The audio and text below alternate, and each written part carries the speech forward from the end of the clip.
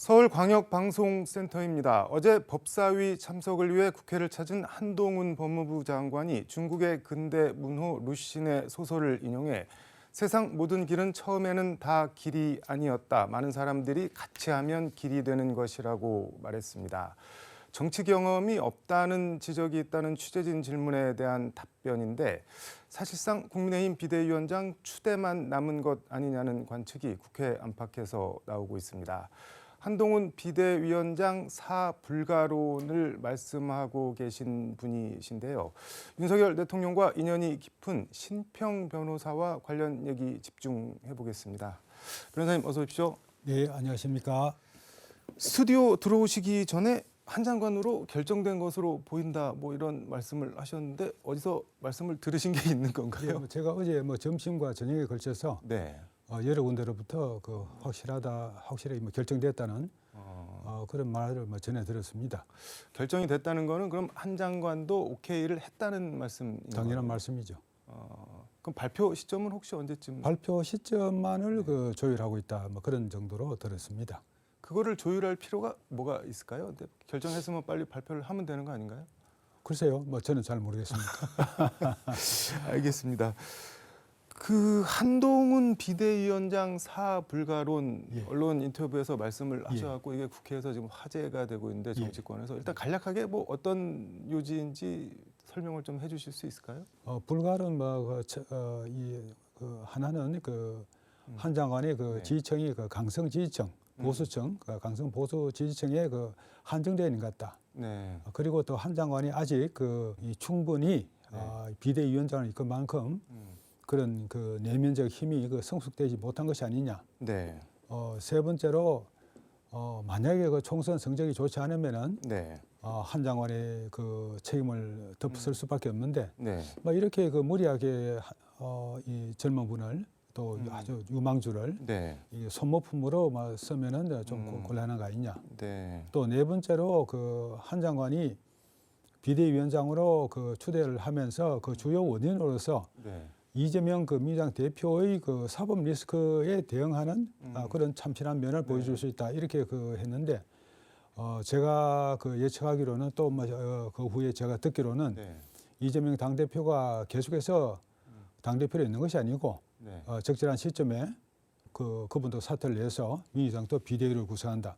그걸 이제 민주당의 비대위에 아주 참신한 인물이 나온다 그랬을 적에 과연 한 장관이 네. 그러면 처음에 그런 설정과는 좀 다른 상황에서 어떤 모습을 비칠 것이냐. 네. 그런 점에서 제가 좀 네 가지 불가론을 말씀드렸는데 네. 저는 이 자리에서 한 장관이 비대위원장 그건 이제 거의 결정이 났다고 하니까 네. 세 가지 점에 관해서 한 장관에게 조언을 해주고 싶군요.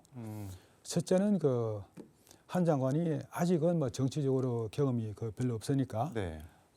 보충으로서 아주 튼튼한 비대위를 구성하라는 거죠. 이 한 장관의 비대위원회가 출범하면은 네. 바로 급격한 또 거센 내외부의 공격이 따릅니다. 누가 공격을 하나요?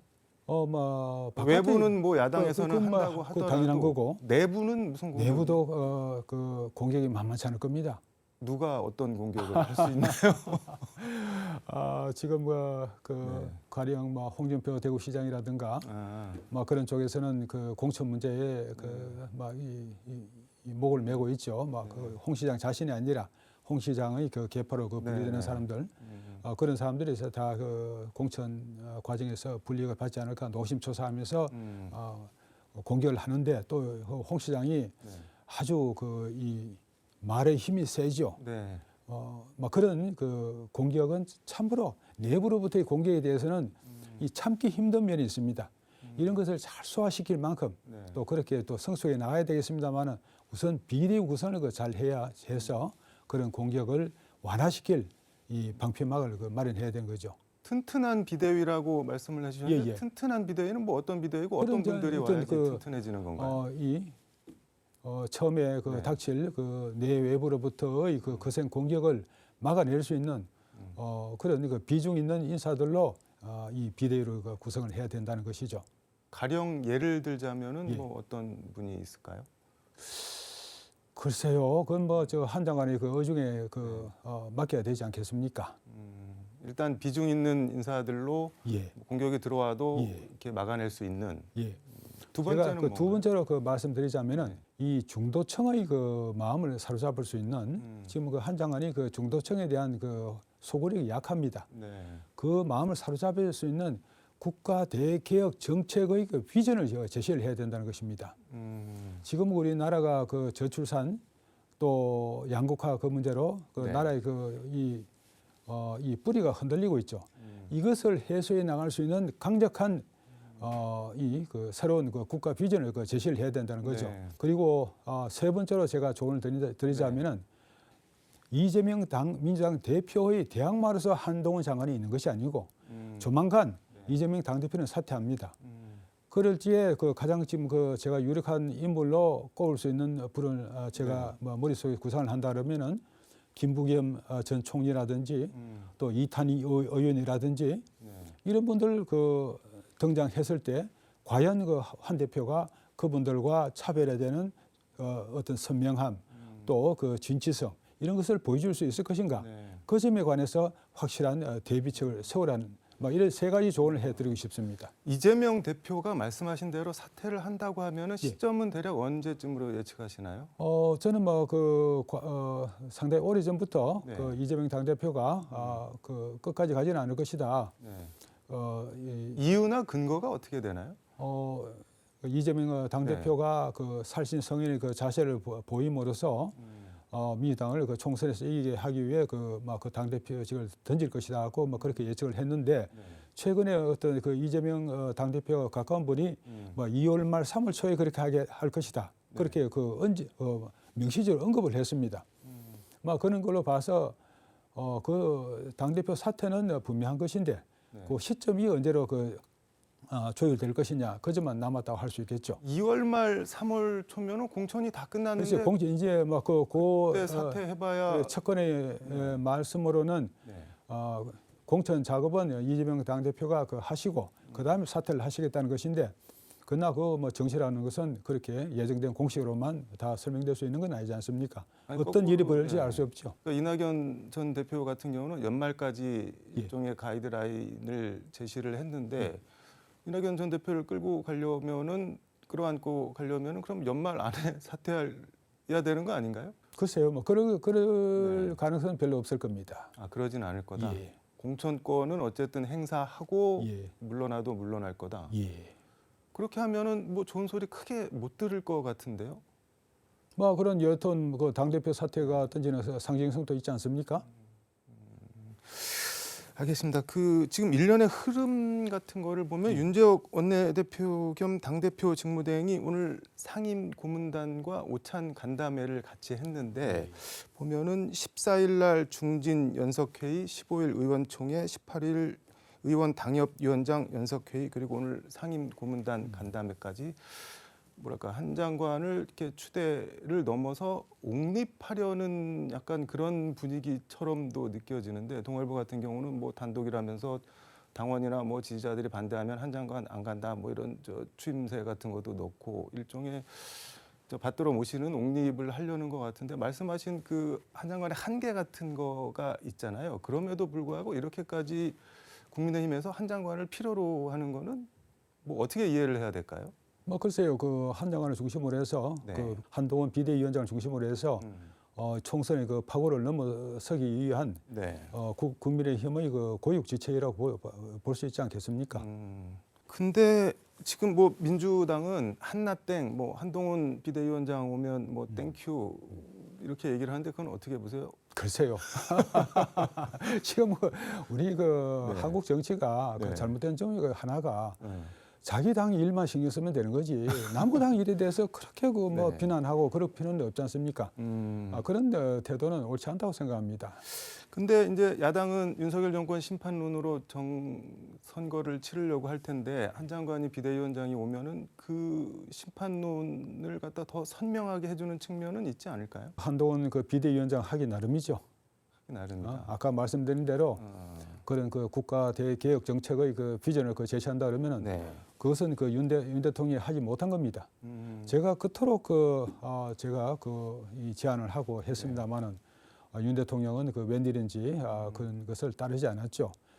이 한 국가의 그 지도자로서 제대로 평가를 받으려면은 시대를 이끌어가는 그 계획의 마인드가 없으면 안 됩니다. 네. 하기 나름이라고 말씀을 해주셨는데 가령 김영삼 때 뭐 이해창 총재 내지는 이명박 정부 때 박근혜 비대위원장 이런 위상과 역할을 한 장관이 가져야지 성공을 할 수 있을 텐데 그렇죠. 그럴 수가 있을까요? 그런데?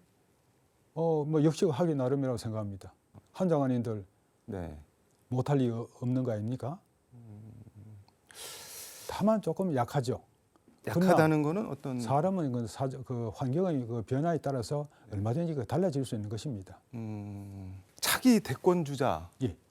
한동훈 장관은 어떻게 평가하는지 궁금한데요. 저는 지금까지 이 분석의 그 틀을 몇 가지 만들어 가지고 그런 예측을 해왔죠. 네. 다행히 지금까지 그 박근혜 탄핵 정국 이후에 제가 한 예측이 대체로 다 맞아왔습니다. 네. 한 장관이 과연 대통령으로서 제가 당선될 것이냐 그런 점에 관해서 저는 두 개의 분석의 틀을 사용해 봤으면 합니다. 네. 첫째는 한 장관이 가진 자질이나 능력, 그런 면에서 볼 때 네. 우리 한국의 최고 정치 지도자가 되기 위해서는 네. 두 가지의 기본적인 요건이 있어야 됩니다. 첫째는 고난의 서사, 네. 두 번째는 사람을 끄는 능력.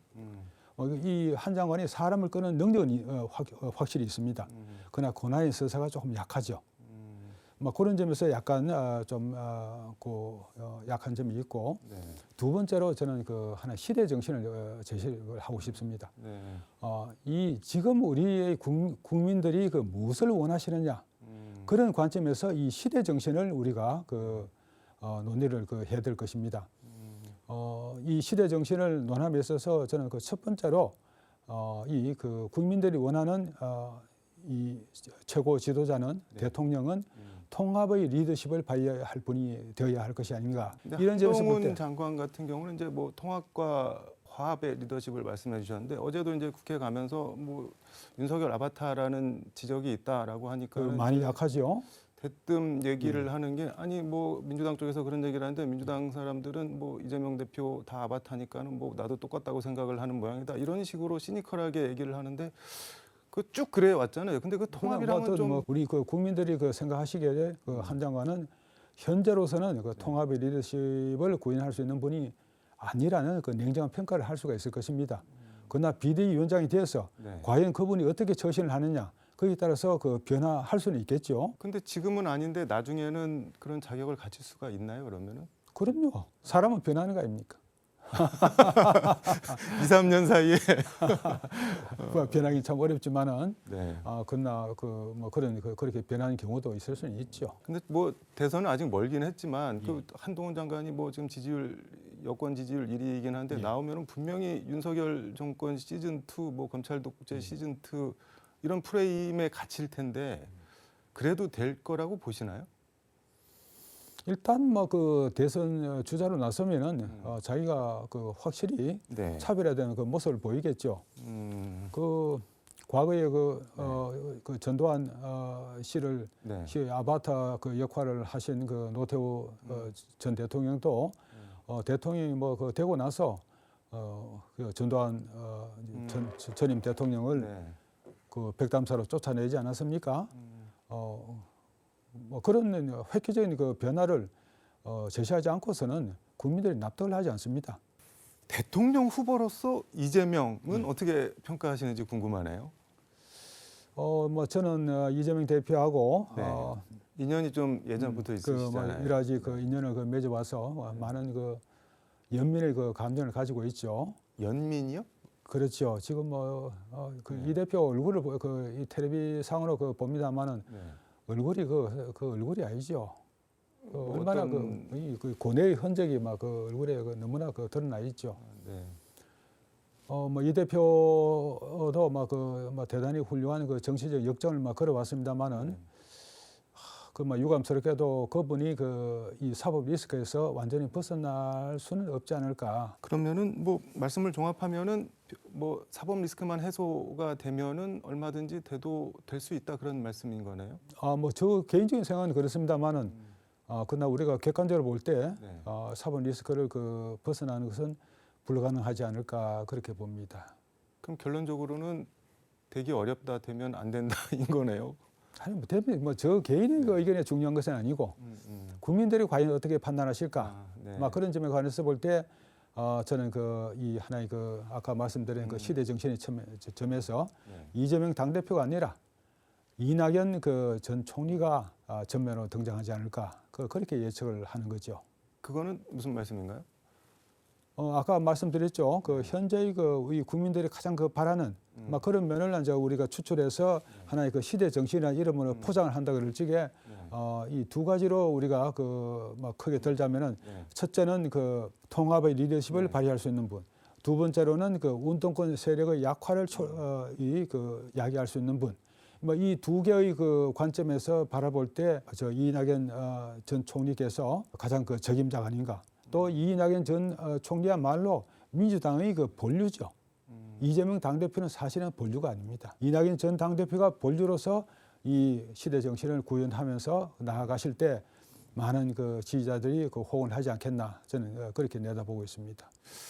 시간이 거의 다 돼서 요거 하나만 더 간단하게 물어보겠습니다. 페이스북에 윤석열 대통령이 어쩌면 임금님 놀이에 빠져 있을지 모른다 이런 말을 적으셨던데 이건 어떤 취지인가요? 뭐 저는 윤 대통령이 대단히 훌륭한 인간적인 자질을 갖고 계시니까 또 저는 그것을 믿고 또 윤 대통령을 지지를 해오고 했죠. 그러나 인간이 완벽한 인간은 없지 않습니까?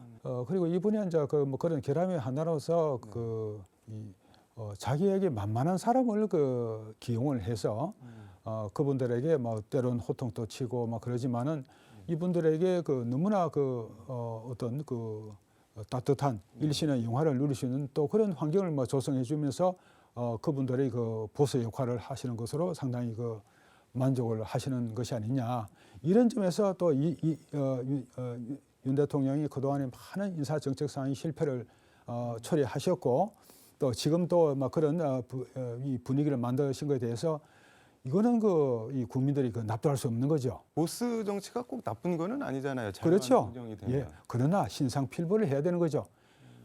신상필벌이 없이는 어떤 조직이든 간에 그 조직은 허물어집니다. 그럼 이거를 누가 어떻게 정리를 해야 되나요? 윤 대통령이 변화를 하셔야 되죠. 어떻게 해요? 어떤 쪽으로? 아니 그런 인간들을 옆에 둬서야 됩니까? 스스로 변화하셔가지고 가장 책임을 져야 할 분은 바로 윤 대통령 본인입니다.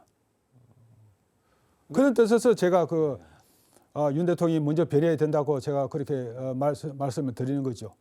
근데 저는 갑자기 안데르센 동화 벌거벗은 임금님이 갑자기 떠오르는데 장난을 치고 뭐 그런 재단사나 신하들이 문제인가요? 아니면은 그거를 제어를 못하고 제대로 못 바로잡은 임금님이 문제인가요? 누가 더 문제인가요? 그러면은 뭐 쌍방이 뭐 다 문제가 있는 것이겠습니다만은 그러나 다만 그런 이 내각이나 대통령실을 이렇게 예스맨만으로 구성을 해가지고 운영을 해서는 절대 안 되죠.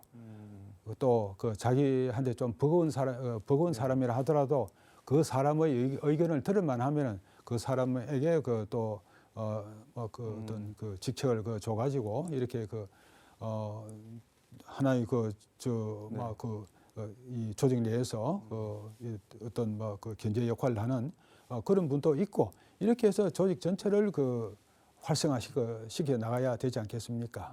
그러니까 쓴소리도 하고 직원도 할 수 있는 분들을 곁에 두시라 그런 말씀인 거네요. 그렇겠죠. 뭐 그거는 동서고금의 역사를 통틀어 보더라도 그런 사람을 두지 않은 군주 중에서 정치 지도자 중에서 성공한 분이 과연 얼마나 있습니까? 아니 그럼 동서고금의 역사가 증명하고 있는 거를 윤 대통령은 왜 안 하시든지 못 하시든지 하고 이제 있어요. 뭐 아직 임기가 많이 남았으니까 네. 앞으로는 기대를 해보겠습니다. 알겠습니다. 변호사님 오늘 말씀은 여기까지 듣도록 하겠습니다. 고맙습니다. 네, 수고하셨습니다. 지금까지 서울광역방송센터에서 신평 변호사와 함께 전해드렸습니다.